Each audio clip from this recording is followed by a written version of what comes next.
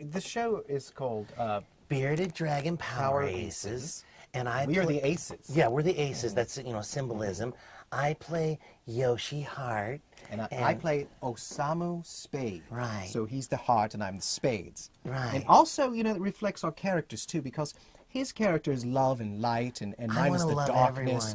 Tell him about the power. Well, we have a lot of different powers. Yes. One of the powers is we have a magical device called the golden rod.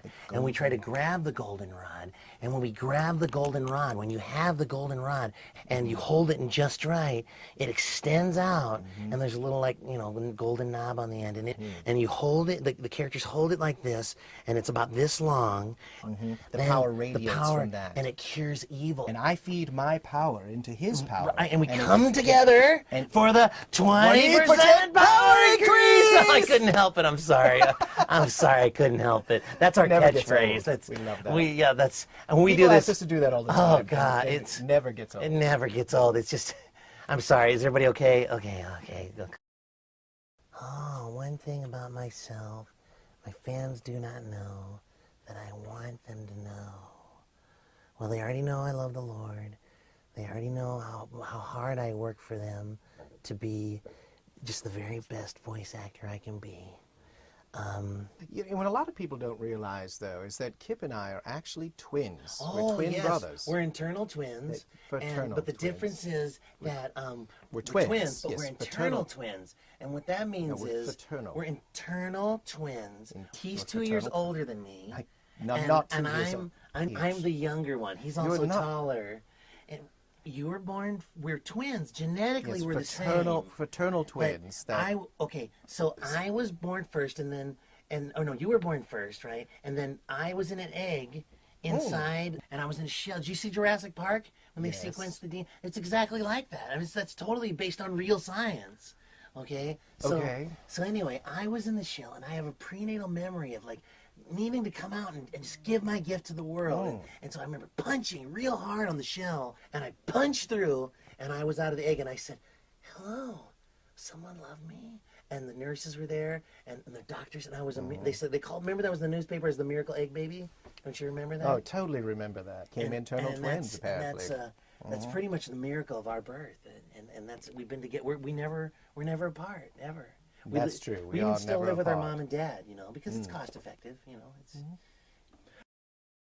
I'm best known for playing 12-year-old boys, and those are the ones I like to do. He really does 12-year-old boys. I do them the very best. Oh, for example, if I'm doing a monster voice, and I gotta talk down here, and I'm a monster, if I'm doing that voice, but if I'm doing a 12-year-old boy, like if I'm doing that... And you do the 12-year-old I do a lot of 12-year-old boys. And, I mean, there's no competition. And to get into character, since I'm a method actor, I will go to a preschool, and I will look at a preschooler, and I would look through the fence on the playground and just, I would really observe just to be able to get into character, to really... Right. If you were studying, if you had to play a mailman, he would be following the mailman around. I would never... No, that's way too old. I only do 12-year-old boys, pretty much. I mean, that's what I love to do. What I'm saying is, it was just that's what I really love to do. Yeah. Exactly. Yeah, so, I appreciate that, but the fact of the matter is, I love doing 12-year-old boys, and I love going to preschools and watching them through the fence to get in the mood to do them. It's really inspirational. I think the way we perform is quite unique in the industry. Oh, absolutely, yeah. Most people, when they record an ADR, they do it one person at a time. ADR stands for Automated Dialogue Replacement. Right. The point is that when we do it, we like to do it together. We love to do it together. We will go into the booth together, and we will perform exactly what's going on that screen. Because we are transforming a three-dimensional concept into two-dimensional. Exactly. In 2 dimensions, and that's the key. I mean, I've seen a lot of voice actors who will come into the booth and they'll actually sit down while they record. And I prefer to stand up. Yeah. We have to stand because you have to be performing the way they are performing, because you have to live while they're living. And when the boys grab each other's hands and do their power cross. Oh yeah, 20%. We grab our hands and we do the same. I feel it.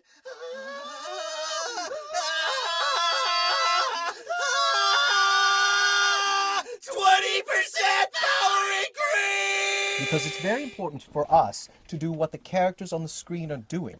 Since we're internal twins, we have a psychic connection. I mean, and so I felt when I was first acting, you know, I got my first few roles, they weren't letting us work together, and since he kind of trained me, I mean, he went to acting school, I didn't, I was just more naturally talented, but I don't think I could function without him. I was skipping, not in the booth, that's like, you know, me with no hairspray or no water or anything that I need to live. It is true. We worked very well together. Yeah. So we insist upon that, you know, in our contracts, that we work together because these are brothers in the show, and we're brothers, and most of the scenes are together, right? Absolutely. Most of the scenes are together. As we were showing earlier, let me watch. Let's do it with 20% power increase! And without 20% power increase! Not anywhere near as good. The difference. It's night and day. It's a subtle difference, but it's there. Oh, it's huge. It's huge. It's not really huge, but...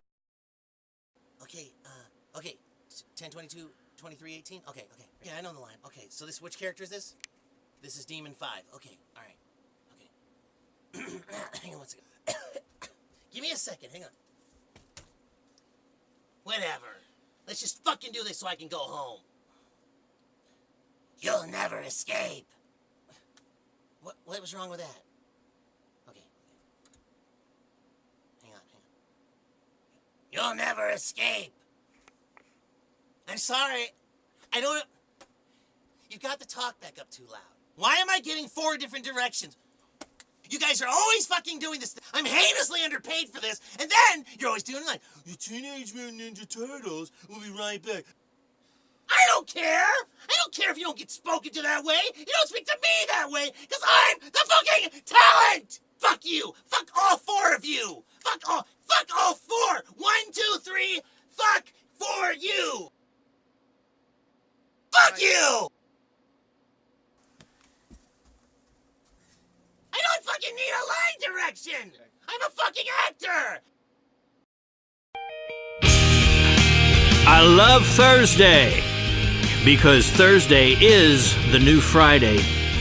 Is that something like 40's the new 30, or is it 30's the new 40, whichever one makes me 20 pounds lighter and a whole lot younger? WFAP 108.1, 552, 68 degrees, the Flagstaff Airport. Welcome back from our final break of the hour. With us, still on the line, Uber Vox jock Kip Mangina.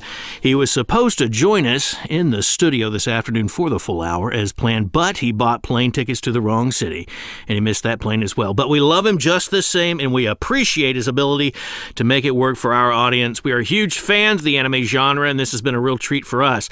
Okay, a little over 3 minutes left to give away 2 free tickets to Rent. I love Rent. At the Theatricos Playhouse. I love Rent. You can go online and register to win, and we hope you do. Time for one more call. Sierra, you are live with Kip Mangina and the afternoon crew, WFAP 108.1. Hi, I'd like to ask Kip a question. I was wondering, is there something about him or himself that his fans don't know, but would like them to know? Oh, one thing about myself, my fans do not know that I want them to know. Well, they already know how hard I work for them to be just the very best voice actor I can be. Let's see, I like chess. Uh-huh. That's one thing. I like dolphins. All right. And musicals. I'm a musician, but I don't know how much, I like musicals.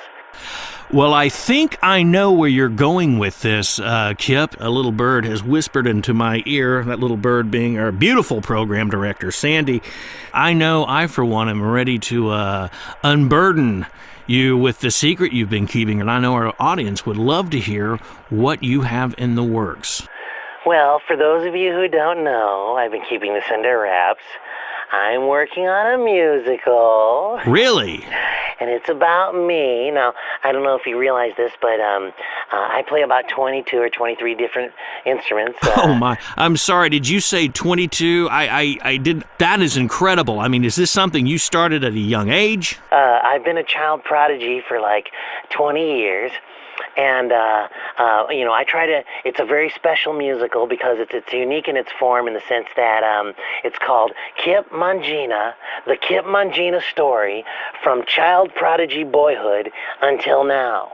And that's the title. Wow. But the cool thing about the musical is after every night when it appears on Broadway, which it will, I'm already talking to some backers, after every showing, I will add to the musical the events that have transpired in my night from the night and the 24 hours from the day before the musical. Well, and that's it really incredible. sets up the coming of me because before I was born, I don't know if you knew this, but there were people that actually predicted that I would be born. Wow. It was unbelievable. And so it's a whole telling of the story of my life.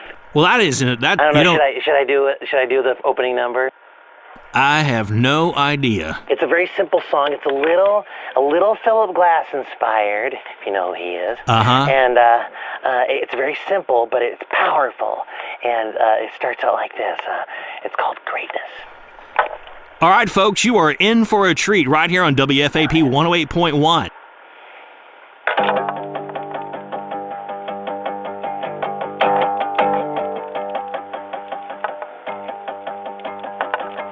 Greatness!